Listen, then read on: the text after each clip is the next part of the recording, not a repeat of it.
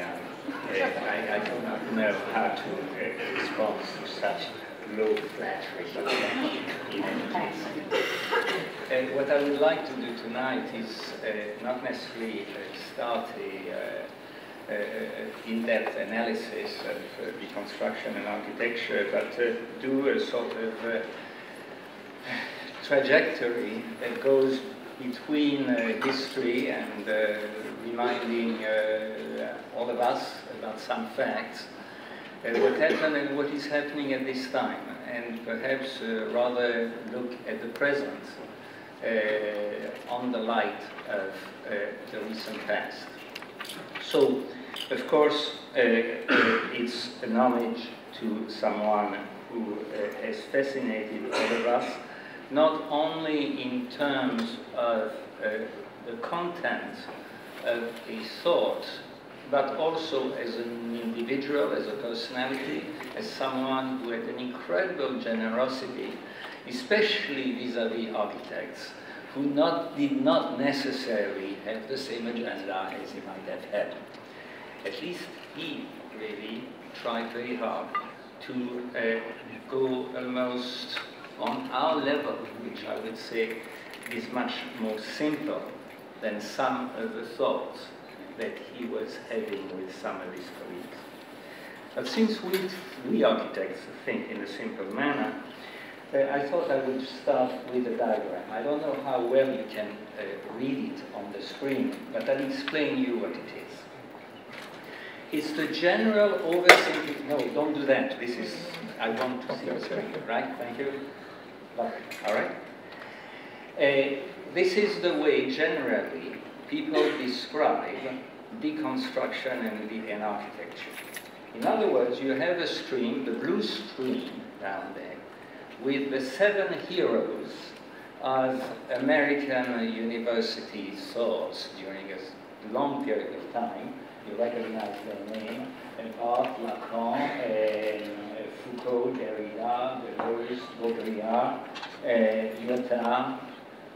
7 thinkers who each had their characteristic and their authenticity, but who were somehow free particles within a culture, a very considerable culture, but which had only one thing really in common, which was to question a number of thinkers that had preceded them. And you see the list on the left, whether it is, I can't read them myself here, but I recognize Bachelard, Levi-Strauss, Saussure, and a few others. In other words, much of their project was to deconstruct or to question the project of structuralism. In architecture, we had almost a symmetrical situation.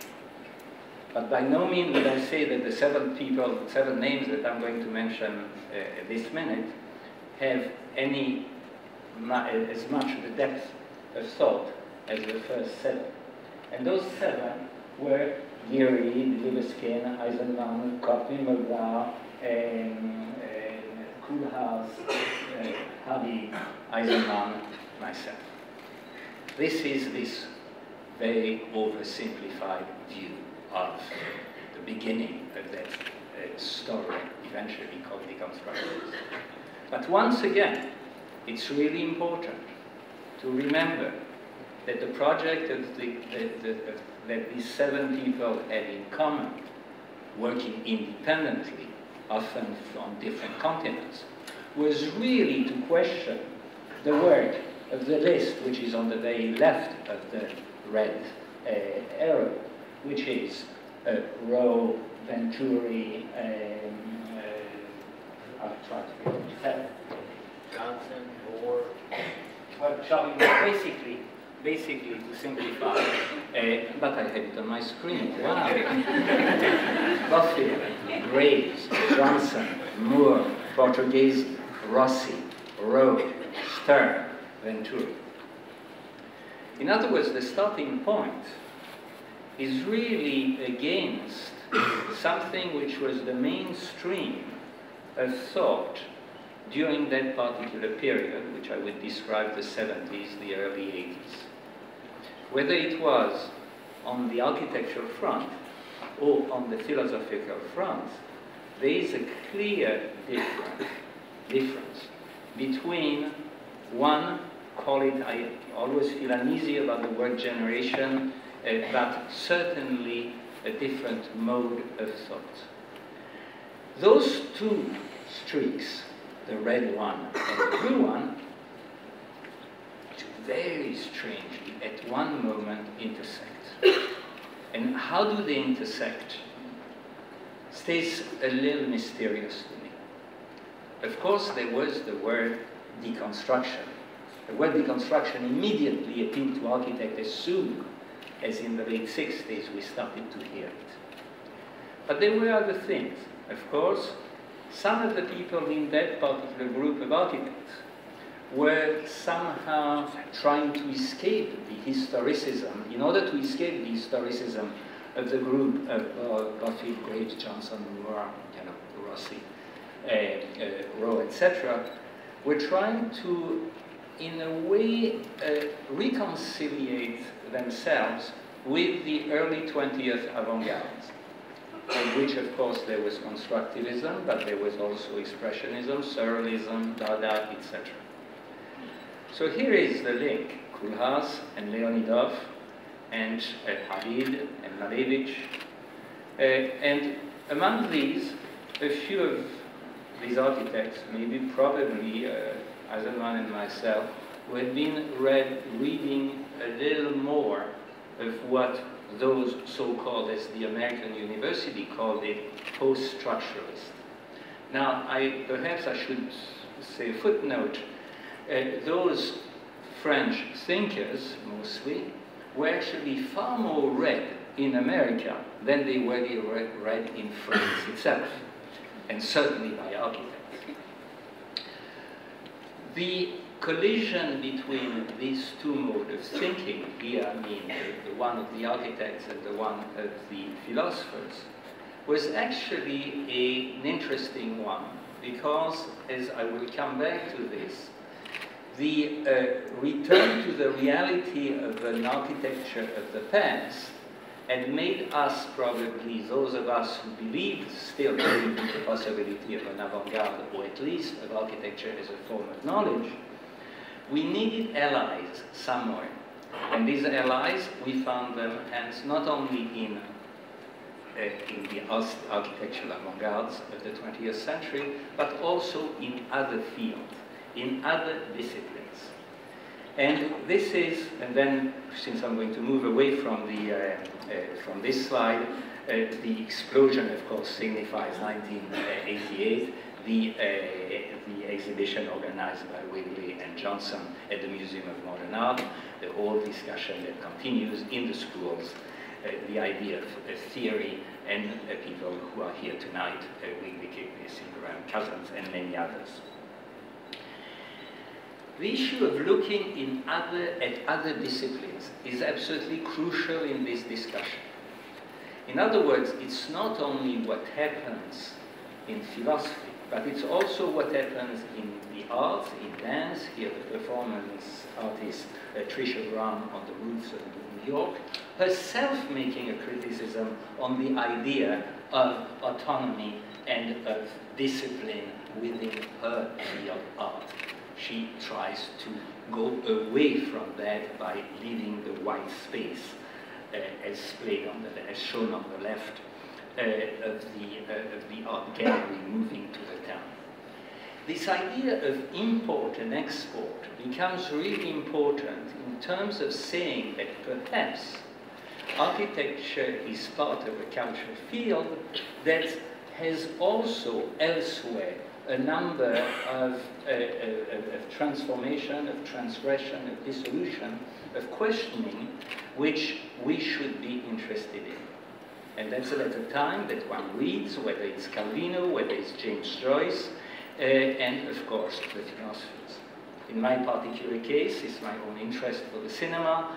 Very early, probably one of my first drawings, which is directly transposing a famous mode of notation by Sergei Eisenstein, the filmmaker, and turning it into an architectural interpretation, introducing the idea of movement and event in architecture thanks to the device of that mode of notation. The idea of notation, of mode of notation, and taking, borrowing from other disciplines leads to work on a number of authors, in this particular case James Joyce, a point grid in order to get access, a mediation if you want, a point of access to the work of James Joyce. A point grid is invented, it becomes a starting point we'll talk about later. With Lavilette, we are here around 1976, 1977. What is important is that the architecture itself is there to question, not to provide answer, but simply to question its role in society. The word folie is, at the time in the late 70s, they were called site-specific sculptures, and I could get budgets from the Arts Council in equivalent in New York to build those small constructions. Their attempt were not to be pieces of sculpture, but much more questions into the city architecture. And ultimately, the Manhattan Transcript, and I don't want to get in detail here, was nothing but this sort of questioning from the park to the street to the tower to the block. They all were looking at some of the certainties of architecture, saying, watch it, this is a dictionary of received ideas, let's look where it doesn't quite fit. 1982, the Parc de la Villette competition arrives. Many of my generation decide to make, to make the competition, enter, in my case for the first time, and doing a real competition, and start to look at a distance, not on a way of perception, not on a way of projecting sort of preconceived images, but almost like a catalog saying, hey, there are so many different ways we can start to work on something. And as you will see on the image on the left, the point on the bottom right of it, the point grid of the Le Corbusier plan voisin, or again at the bottom, the point grid being transposed on the site of La Villette. Simultaneously, each of these drawings was simply looking at other hypotheses, the regular grids, the bands and all that, and you recognize even project by Zaha Hadid or by Grant. Behind this, why was the plan voisin interesting? There was a book on every desk of every architect in town. It was a book called Collage City by Colin Rowe and Fred Cotter. Colin Rowe was defending an argument, which was the one which was taken by all the postmodern believers, that the city on the left, Victoria in Spain, was a much better model for architecture than the city on the right. The plan voisin, Le Corbusier, was universally hated, and the point grid there so discredited that it seemed interesting to re-explore it again. So namely, that was the starting point of the point grid. After that, we had a set of movements, vectors of movements, lines, and a series of planes, point-line planes. You recognize a bit of the constructivist avant-garde and of Kandinsky. But there, together with the literature of James Joyce, or some presidents of the avant-garde, was the starting point of an exploration, which was there not to design an image. That's why I'm so cautious at the notion of iconicity, but more at providing a mode of thinking. Important maybe to bring back a little bit of history. On the image on the left is an extraordinary project by one of the heroes of that historicist postmodernist period, Leon Creer, who had done on the same site 6 years before the real competition a study which had impressed every one of us when it was first revealed. On the right was the only other architectural finalists of the 10 finalists who were landscape architects, Rem Koolhaas, who also had tried to question a number of issues about modes of organization in architecture, and in particular the idea of the peak competition in Hong Kong. In other words, the genuine feeling that something was happening and that was a new, fresh ground for exploration, which was not necessarily only about opening, as we said, a new type for the 21st century, but also setting a question for our present time. So, fragrance, I don't need to go through this, you all know the project. But I would like to now to go back to what happened when it became clear, at least to me, that the project of architecture could only expand on its margins and not at its center. When I was early on talking about architecture, art, film, literature, philosophy, I remember, I think it was around 1982-83, giving a lecture in Barcelona and being booed by the audience who chanted, architecture is architecture, theater is theater, cinema is cinema, do not confuse them. In reality, if architecture was something that, in order to avoid the trap of its own historicity, if it had to look outside itself, maybe it was important to do some of the gardens at La Villette, at gardens that would provide the collaboration, if I can use this word, between people from different disciplines. And in that way, I thought of having the artist Daniel Buren and Jean-François Ricard and a landscape architect working together, and thought that maybe, since we had been, and I knew that Peter Eisenman, who had never met Jacques Derrida before, was interested in his work, I thought, well, I have an idea. Let me call Derrida and let's talk and let's see what we can do. The anecdote is now very well known. I can just put it, these are the drawings that go with a text that he wrote about the follies of Villette. But the very interesting thing, the first thing as he sat down on this very small room, in a small office that I had near the Gare du Nord in Paris, he said, Bernard, why are architects interested in deconstruction when deconstruction is anti-form, anti-structure, anti-hierarchy? I, of course, responded precisely for this reason. Now, let's look simply at one of them. You know, hierarchical opposition. You all know these. You know, solid and void, figure and grounds, light and shadow, vertical versus horizontal, plan versus section, good versus bad, pitch roof versus flat roof, inside versus outside, presence versus absence.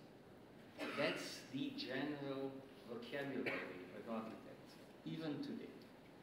So how couldn't we architects couldn't be intrigued by a thinker or generation of thinker, because here I think I have to put Barthes, Foucault, and Baudrillard in that group, together with Jacques Derrida.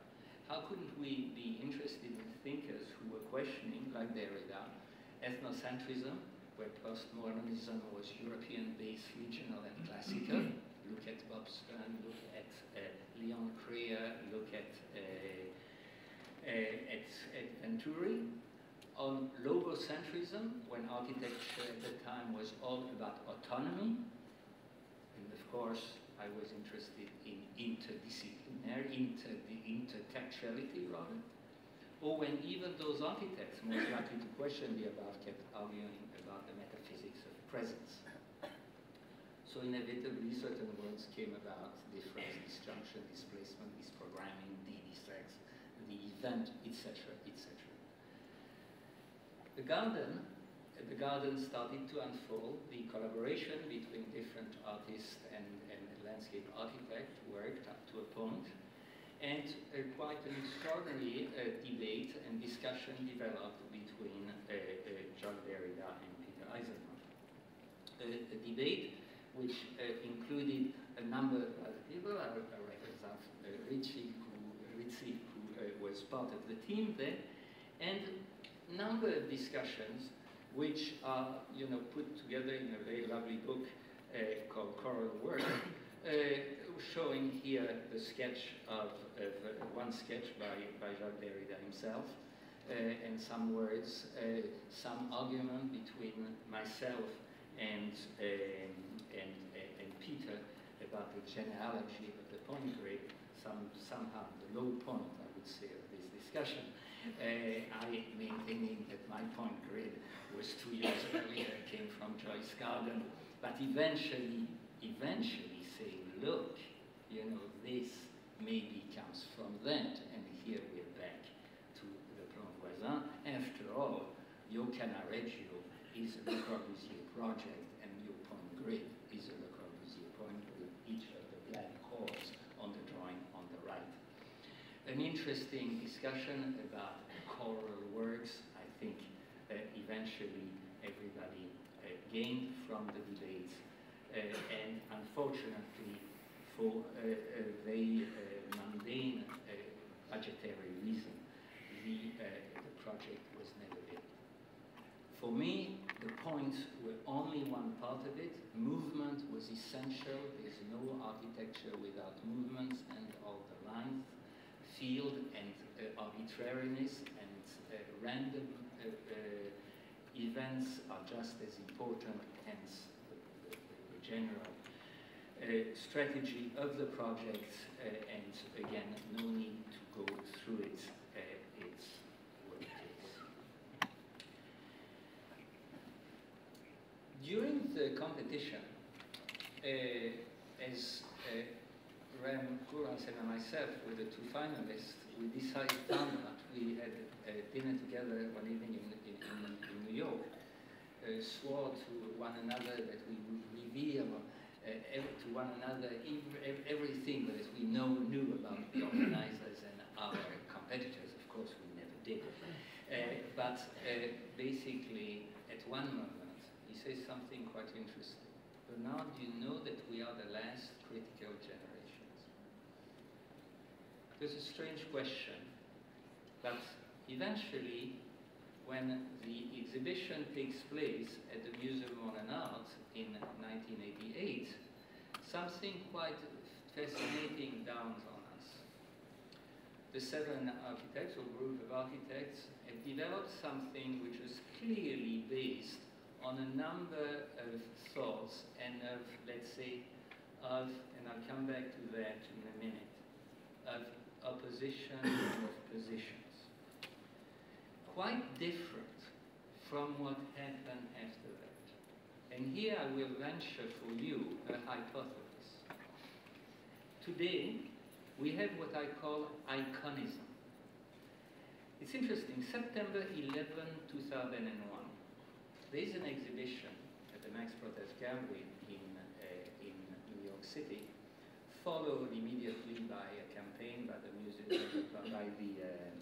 the New York Times, to try to find images for New York. And I insist about the word image. Icons, the new icons. Gone was the critical discourse. Gone was the attempt to find certain contradiction or certain subtext within architecture. And I would reckon that this moment we are in today is really dates from that 9/11 moment. Strange passage of architecture and politics, intersection, but something did happen. So maybe I'll finish by showing what I'm concerned with these days is indeed things that have no forms for people who are not human, and doing a very large zoo outside Paris. zoos are fascinating for architects. Vetkin did a great ramp for penguins that was apparently, according to the zookeepers, hated by the penguins. Cedric Price with Lord Snowdon did a quite extraordinary aviary. And John Aydock, a fantastic series of houses for different animals in his thesis. My approach here was probably not at all, was not at all to try to redo La Villette.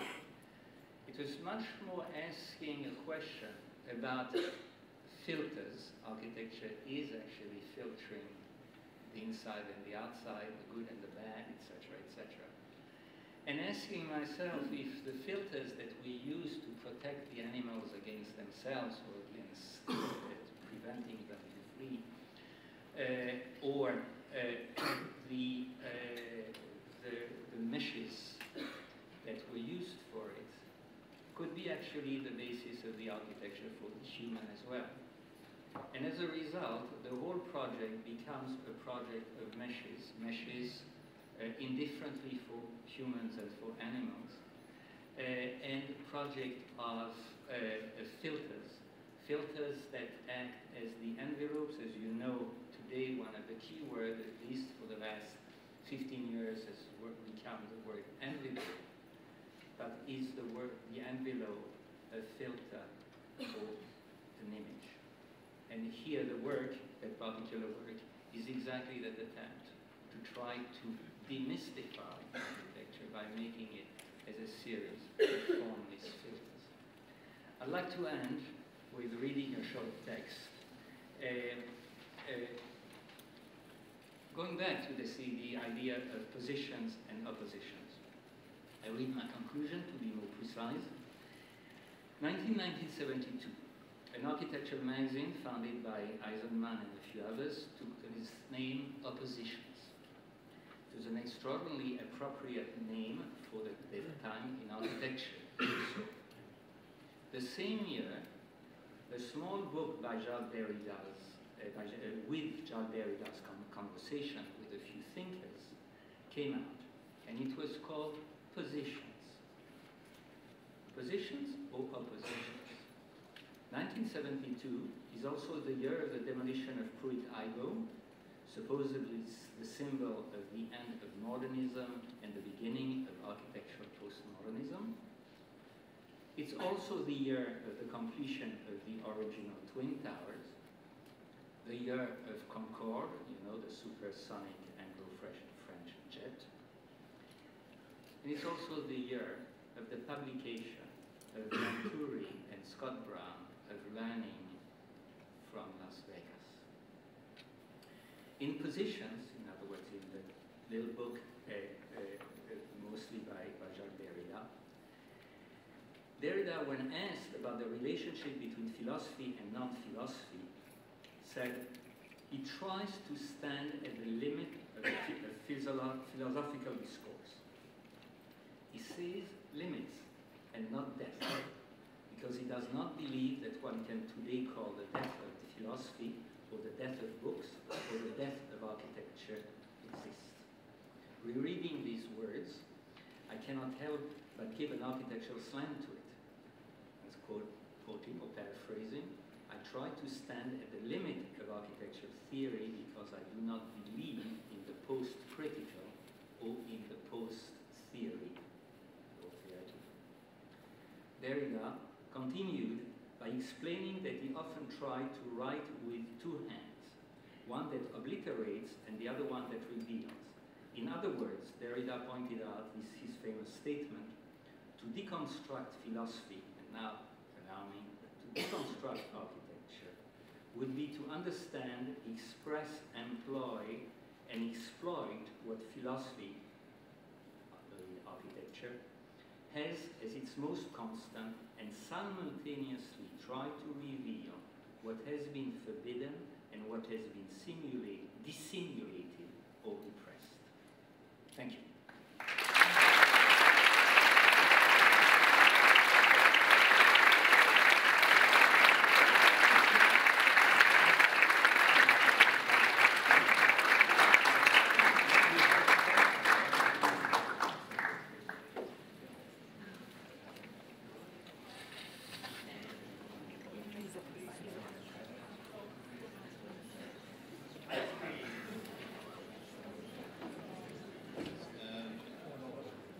I heard that Jacques secretly complained to you about working with Peter.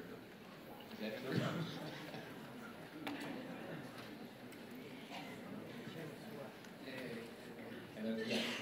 Derrida encouraged, I do not know if it's, I think it is translated in English by now, wrote a wonderful book made of a series of texts that came from a number of sources. The title of the book is Psyche or Psyche, and the subtitle is called The Invention of the Other, which is a fantastic subtitle. And in it, there are two texts. The text that Derrida wrote about the part that I read, about some of the things I was trying to do, and the other text about Peter Eisenman. Well, he talked a fair amount about architecture in the first text. He talked a lot about Peter in the second text. And therefore, I encourage you to read that text. It's say much better than I do.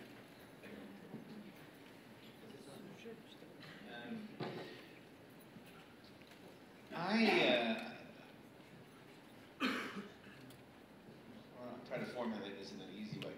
I'm of the opinion that we won, and that we regret winning. And what I mean by that is that we sought to do exactly what you said, which was to unleash architecture to cause a kind of questioning. But if you look at the world of music today, instead of there being a debate, there's this instant bifurcations into new subgenres. So like, it's no longer rock and roll versus pop or something like. It's not the Rolling Stones versus the Beatles, and so the systems of dialectic or even polyphonic oppositional critical thinking, which was to set into motion a kind of liberation of the relationship between thinking and production, has so atomized music that it is simply now the production of interest. There's nothing at stake in terms of, it doesn't seem to be, as soon as you have a slight difference of opinion, you form another genre, you form another group. How music is disseminated today, it just seems like like the world, there are 800 genres on my iTunes. It does seem that that's happening in architecture. Now I noticed that you trace that to the 2000, the Max Protect show, and it is uncanny how many of the buildings that you showed after that are anticipated in that show. There's no question about that. But is it possible that we have just freed architecture from any responsibility, that it's not a post-critical or post-theoretical situation? It's just we have so succeeded in liberating the architect and providing the tools for the architect to explore any numbers of genres and differences, that there's no way to actually construct a discussion, construct a critical discussion. I think this is probably the question number one today. Let me, just before I answer, are you all familiar with the filmmaker Jean-Luc Godard? Do this whether you are or you aren't. When asked at one moment how he worked, he responded that he would write first a commercial, not necessarily in this order, but he would write a commercial script that he would show to the producer, and telling him, you're going to see the hips of Brigitte Bardot and this thing. And then he would write a non-commercial script, making absolutely sure that the producer would not see it. And on that non-commercial script, he would probably be trying to see, to understand his own attitudes towards filmmaking, towards fade in, fade out, jump cuts, etc., etc. In other words, asking really what was the nature of filmmaking, and eventually abandoning it and moving to television and so on. In other words, taking vis-a-vis his own work a critical stance, knowing full well that you cannot necessarily express it to your sponsor or client. I think we are still in a bit in the same, this type of position.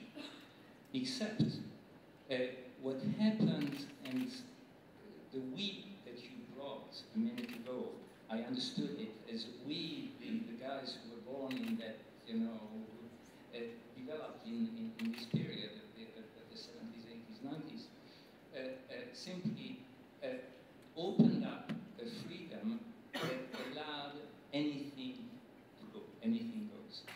And this, of course, cannot be. There are certain fundamental questions that are still there to be asked. And yeah, I would leave it at that. You're not going to tell us the fundamental question? Sure, I could. But perhaps one. Perhaps one. Okay, it's the title, just simply I'm tired, I'm lazy, it's the title of my lecture tomorrow. It's called, it's interesting because one of the words comes directly in homage to. It's concept, percept, and affect. Namely, that architecture is about all these three terms. These are three philosophical terms. Sometimes they're considered as they're said conceived, perceived, and experienced. A lot of philosophers have used that in the last 200-300 years. But this is exactly the definition of architecture. It's a concept, it's an idea, it's something very abstract. It's a perception, you see it, it's a visible, it's an aesthetic. And it's also an affect, it's an experience. But they don't necessarily work independently from one another unless you want purposefully to have these disjunctions. But they are not instant. In other words, you have to know what you're doing. And I have always a problem with the architect who is naive enough to think that he can be coalesced and be only one thing that ignores the two others. You cannot have an architecture which is primarily conceptual any more than you can have an architecture which is primarily a pure affect. And I think that importance of architecture as a form of knowledge. Architecture as the invention of concepts that are materialized is a fascinating part of we are the only ones who do that. Philosophers, mathematicians have plenty of ideas, but we are the only ones, practically, who deal with their materialization. And that gives us a responsibility. And hence when I talk about a concept, percept, and affect, is really to say, please don't ignore one of the things. Before I just, are there younger practices that capture your attention? Are there practices, not of your generation, but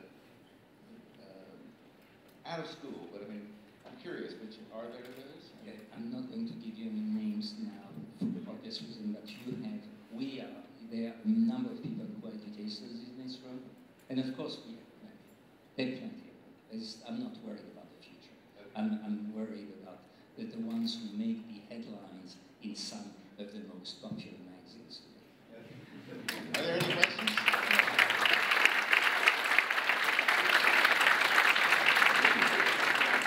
Can Renata get the microphone? While we're doing this, maybe you could go back and talk more about why you like my project so much. Renata. It's open? Okay. Oh, just to you, Jeff, because you started 2 questions ago to say, we won. Oh my God, what does it mean? So architecture needs a victory? Is a new way of colonization? No, I don't know, just wondering. I am shocked. Sorry, Jeff. I am your friend.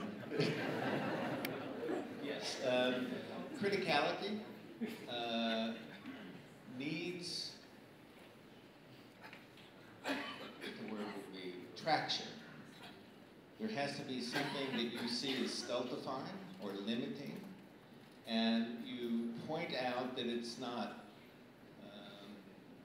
that it's operating at an insidious level. That even though it seems straightforward, you serve a client, you minimize cost, you make things efficient, whatever the value structure is. The value structure comes with political, cultural, social, and existential implications, and we gained our traction by forming oppositions with that. And I do believe we won. And so, and I'm fairly proud of it. I got tenure, I make a lot of money. So,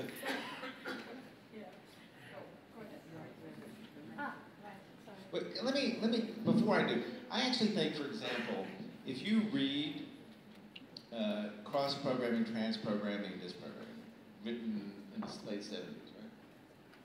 You go to mall design today, or you go around the world today, you will see it in action. It is as if Bernard Tschumi's world thinking became the instrument of developers. And then you get to test it. Does it actually produce a new event turbulence? And we had, so he won. I actually think that theory is not a theory anymore. It is a fact of the way we do organizations and buildings all over the world. And you look at that and you have a chance to test it and you think about it. And so I don't think just we won. I think you can be very specific about the ideas that we're talking about.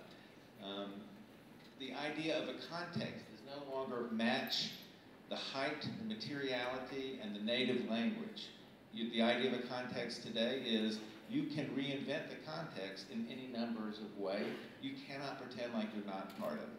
So over and over and over again, all the arguments that we tried to make are now just considered, or I think, are basically considered received dogma. I mean, they are now part of the received catalog. And so I think we won. I think Bernard won. To the victor go the spoils. Yes, Catherine. I don't think this is working. I'll repeat your question. I wanted to talk about 9/11, which was the second, September 11th, because that was the text I reread on here. You know, everybody was talking about the text they were rereading for this event, and that was the one that I reread, was the interview of Derrida with Giovanna Bordori after 9/11. And because I wasn't sure why I was reading that one, but he said something in there, because of course he's faced, you know, the whole question is, what does a philosopher do in the face of, you know, catastrophe of this sort? And of course, we already know, even before we go into it, what he's going to say to some degree about, you know, the question of what kind of event it is, and what does it say about America, and what does it say about the world, and so forth. But he does say one thing in there that I thought was kind of interesting, which suggests that critical position can't win, ever. I mean, there's never a moment of complete winning. And he said something like, we have to hold on to our freedom in the face of received ideas, and that we have to hold on to the freedom of objects and people and events and relations to assemble themselves in an unpredictable or different way. And that doesn't mean that we can't act and condemn certain actions, which he was very clear that he thought that it was an assault, that 9/11 was an assault on not, you know, the architectural issue. Giovanna Bordori, of course, is bringing up the architectural issues of the assault on the icon of architecture. But it was also an assault on what America stands for but doesn't necessarily deserve, which is that it holds the credit for free society for the world in some way. And that was, and it doesn't necessarily live up to that, or it doesn't mean that America deserves that kind of status, but it holds that credit. And so in a way he was able to condemn it and at the same time say that philosophy goes on and has to go on in the face of you know, the beleaguerments of the world. So I mean, to say that you won is to say that the received ideas no longer have any power. And that's partly what you're saying about the different genres, is that because there's so many, they no longer hold you can't hold the attention on them for long enough to see what the conditions of received, you know, idea is or something. It's a problem of distraction or whatever. But I mean, clearly we're in a deeply fundamentalist phase, you know, in America, for one reason. And so aren't there still massive kind of conditions that belong to architecture to be engaged within and critical about? And I mean, I can't imagine that now that you know, that everything's dissipated to the point where it hasn't. Yeah. Very, very briefly, I'm going to tell you what I'm giving this semester to my students in my studio, to which I will want every one of you to come to the final review. It's about representation, and about concept and representation. The architect, if Godard had two types of concern, the commercial script for the producer and the non-commercial script for himself, the architect, to simplify, has first, or in any order, himself or herself, as a woman, we heard it as a man a few minutes ago. He has the client, mostly the developer, and he has the community, you know, people at large. And there was a time when the mode of representation of the architect was quite different from the mode of representation for the developer and the mode of representation for the community. We laughed about it, you know, all those little people in those Venturi's drawings, right? All those lush, hyper-realist, photorealist renderings, all those very complex axonometrics by the architects. You know something today? They come all together into one. There's no more watching one criticize the other. A group that had 14 pages in the New Yorker last month, is wonderful at being able to communicate out of now one single image that coalesces concept, percept, and effect. And this may be a little scary. I think it's a fundamental problem. If you go to lectures, particularly of young architects, and they're speaking to their colleagues, they speak to their colleagues exactly the same way they speak to the other clients. They don't speak in an expert language. They don't present as one expert to another, as a doctor might present to another doctor. They present exactly the same way. And I do think you're exactly right about that. And I don't think that's a problem with the available technology. It may just be the youth of the technology. Earlier today, by the way, I want everybody to realize that Bernard Tschumi just invited everybody in this room. Expense paid trip, I'm sure Mark will verify, to come to the final review. If you've ever been to, if you think Bernard is a great architect and a great here, you ought to go see him as a teacher. The last time I was in a studio, believe it or not, he did one of the most brilliant exercises in a studio I ever did, which was he designed the houses for the Three Little Pigs, which I don't know if you know the story of the Three Little Pigs. But earlier today, I cajoled you, every student, to go and meet the most famous people you know and find out, you will find out, of course, that they will meet your expectations on how smart they are, but also you will find out how flawed they are. All day long, for example, we've been hearing quotes of Jacques Derrida, and I keep thinking to myself, well, that's just wrong. Just because he said it, so what? I'm pretty sure you didn't think everything he said was right. And I want to call attention to something earlier that Pitar said. That is, the moment that Jacques Derrida connects with architecture is when he begins to write explicitly political commentary, which for me is the moment the work gets less interesting. I found it more politically, more profound, having greater consequence for our lives before it became explicitly political. And so I thought to myself, what a brilliant observation, but how sad that is. Amusingly enough, all everyone who in America developed cultural studies and new feminism will disagree with you. Anyone else? Can I respond, please? No. I'm in control. No, I just want to say, I agree with you, Jeff, actually, about that. I don't think that was the best, I don't think that was the most brilliant work of Derrida there, that interview. And I agree with you that, and it's interesting that he starts, when he addresses architecture, that he starts to, I mean, that's exactly what architecture poses to, you know, the sort of philosophical position. So I agree with that. But at the same time, he wasn't falling into political correctness exactly there, because he wasn't saying, oh, okay, we should all be cosmopolitan, we should, you know, we should all be good citizens to each other and so forth. He was actually searching for a way to open up a new project in the midst of capital and the saturation of, you know, and the project, he said, was, and it's vague, is always towards democracy or something like that, towards, not arriving at, but I don't know. So it's a little, you know, fuzzy. But hang on, everybody. There was a student here who, there you go, sweetheart. Come forward.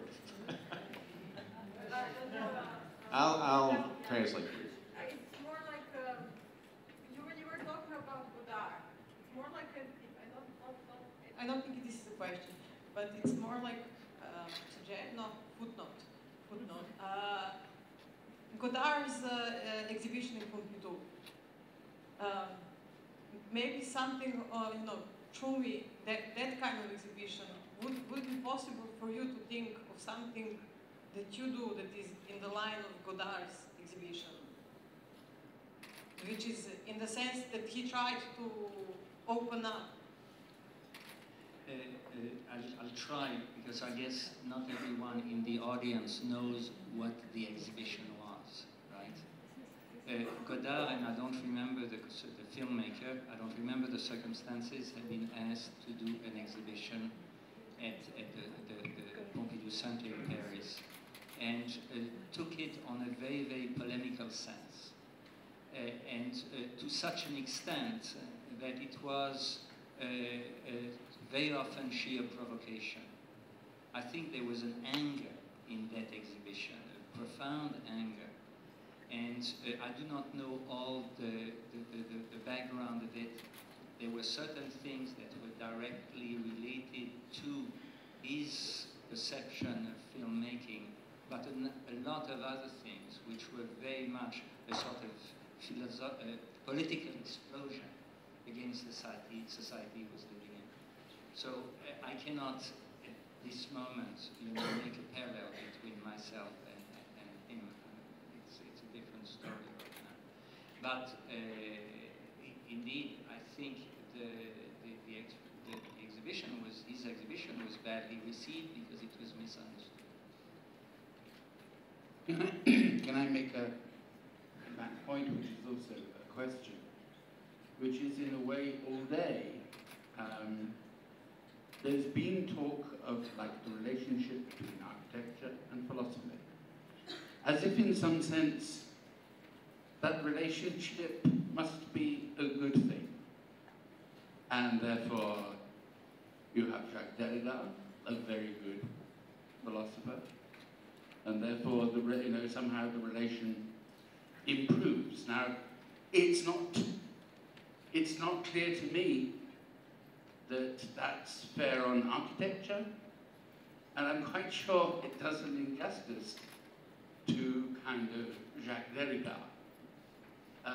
In some ways, I think one of the things that's been forgotten in the day, although not by Bernard, is a certain kind of militancy in Jacques Derrida's opposition to philosophy. Now, it seems to me that in some sense, if I can kind of schematize it enormously and simplify, what was of interest, and I think in many ways still remains so, was the possibility of some people from within architecture making, as it were, some kind of alliance with Derrida to oppose the effect of philosophy on architecture. mean, maybe I could just say a second what I mean by that. I mean, it does seem to me, and I think it's an entirely Derridian thought, that in some sense the task of architectural theory is to get all the accumulated, intrusive other discourses off the back of architecture. In some sense, I'm sure people would agree with that. Deconstruction, it seems to me, was one of the most powerful instruments for doing that. I mean, if you kind of turn the question for a moment, not just the question of what architecture, but let us say I'm looking at this screen, which is also a window. I mean, if you did a Derridian seminar for a term on something like the history of Windows, it would be possible to demonstrate how what we used to call ideologies, but that would include philosophies, continuously intervened to freeze and repress the development of other forms of design of Windows. And so in that sense, it seems to me what's being kind of not quite specified is the polemical way in which deconstruction helped people, or could help people in architecture, to oppose the unthought accumulation of philosophy. I mean, I especially think, I shan't name him, but of an Australian philosopher who in London, architects, you know, Bob Maxwell and people, they think his lectures are fantastic. It's because he appears to take an architectural problem, and at the end of an hour, at the end of what you might sometimes seem like an incredibly long hour, he has a philosophical solution to it. Everyone comes away with the warm feeling that their humble trade of architectural design is awarded a great philosophical dignity. And it seems to me that we need to be kind of unsparingly in opposition, I mean, and mocking. And that is quite a kind of militant stance, which is in some ways against philosophy. Sorry, Mark. No, just to be the backup singer on this, which is what I think I meant when I said that the real issue is to undo the assimilation of the philosopher's desire to leave architecture behind, which is structuring our own discourse, such that architecture as a discipline works very hard to reassure people that architecture is not interesting. And this goes absolutely against the more or less romantic reason that architects are involved with architecture in the first place. So essentially philosophy is used as the agent of a kind of self-disciplining and even a sort of self-flagellation, although that makes it sound even more interesting than it is, by which architects will deny that architecture is as weird as it is. And the interesting thing is whether you position the thinking of Jacques Derrida as being, as it were, clinging to philosophy even in its attempt to undo it, such that he doesn't work as a vaccine to this effect. So you actually have to do this double move. You have to do a kind of, you have to undo the ever-present ghost of philosophy within the daily operations of architectural discourse, while seeking strategic alliances in the very home of that maneuver, which may require you to ask Derrida to not leave architecture behind. Something like this.